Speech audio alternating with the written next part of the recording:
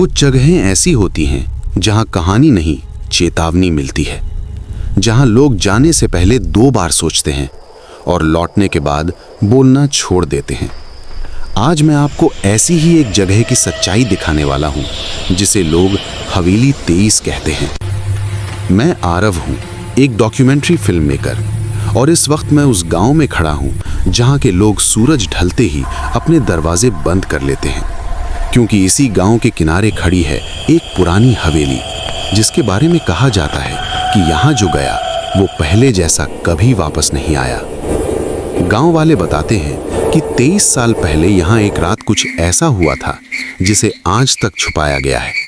Police आई, सवाल हुए, लेकिन जवाब किसी के पास नहीं थे। बस तभी से इस हवेली को बंद कर दिया गया। इसी हवेली के बारे में बात करने के लिए आज हमारे साथ हैं पंडित जी, गांव के सबसे बुजुर्ग व्यक्ति। जब मैंने उनसे इस जगह के बारे में पूछा तो उन्होंने सबसे पहले यही कहा कि कैमरा बंद कर दो। उनकी आवाज कांप रही थी।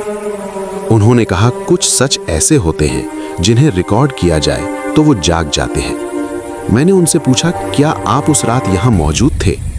पंडित जी ने कोई जवाब नहीं दिया, बस उनकी खामोशी ही बहुत कुछ कह रही थी। हम दोनों हवेली के अंदर गए। दरवाजा खोलते ही हवा का एक ठंडा झोंका अंदर से बाहर आया। ऐसा लगा जैसे किसी ने अंदर से सांस छोड़ी हो। दीवारों पर हाथों के निशान थे, कुछ तस्वीरें जली हुई थीं और कुछ पर चेहरे साफ नहीं दिखते थे। लोग कहते हैं हवेली खाली है, लेकिन अगर ये खाली है तो फिर अंदर से चलने की आवाजें क्यों आ रही थीं? फर्श हर कदम पर चरमरा रही थी, जैसे किसी की मौजूदगी को महसूस कर रही हो। तभी पंडित जी रुक गए। उनके हाथ कांप रहे थे। उन्होंने एक पुरानी डायरी निकाली। डायरी के पन्ने पीले पड़ चुके थे।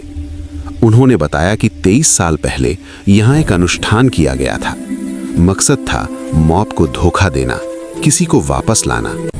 लेकिन कुछ शक्तियाँ होती हैं जो इंसान की हद से बाहर होती हैं। मैंने पूछा, जो लोग उस रात गायब हुए उनका क्या हुआ? पंडित जी ने कहा, वो गए नहीं हैं, वो यहीं हैं, इस हवेली में। तभी अचानक रोशनी झपकी, दीवार पर एक परछाई हिली। पंडित जी की आंखों में डर साफ दिख रहा था। उन्होंने चिल्लाकर कहा, यह आवाज मेरी नहीं है। मैंने कैमरे की तरफ देखा और उसी पल मुझे एहसास हुआ कि फ्रेम में हम 2 नहीं थे, एक तीसरी मौजूदगी भी थी। तभी एक भारी टूटी हुई आवाज गूंजी, तू वादा करके गया था।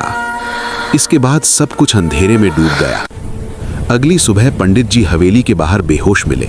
उन्हें उस रात की कोई याद नहीं थी, लेकिन कैमरे में रिकॉर्ड हुई आवाज अब भी मौजूद थी।